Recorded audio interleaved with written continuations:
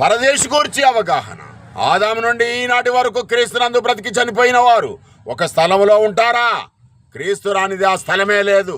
పరదేశు అంటే నెమ్మది పొందే స్థలం, నూతనమైన ఏదేను, స్వర్గం లాంటిది. 3 సార్లు ఉంది పరదేశు అనేక మాట బైబిల్లో. లూకా 23:43లో నేడు నీవు నాతో కూడా ఉంటావు పరదేశులో అన్నాడు యేసు. ఆ రోజు ఇద్దరు కూడా సమాధిలోనే ఉన్నారు కదా. నేడు అన్న ఆ రోజు వేరే చోట అంటే పరదేశంలో లేరు కదా. మరి ఇలా అర్థం చేసుకోవాలి. దొంగ నీ రాజ్యంతో వచ్చినప్పుడు నన్ను జ్ఞాపకం చేసుకోవా అని అడిగాడు. అందుకే యేసు రెండవసారి దేవుడు నాకు రాజ్యం ఇచ్చి పంపించినప్పుడు నా రాజ్యంలో నీవు కూడా ఉంటావని హామీ ఇచ్చాడు యేసు. అంతేగాని ఇప్పుడు పరదేశం ఉందో అనేది అబద్ధం. రెండవసారి క్రీస్తు నూతనమైన ఏదెన్లో దేవుని యొక్క రాజ్యంలో ప్రవేశించి పరిపాలన చేస్తాడు.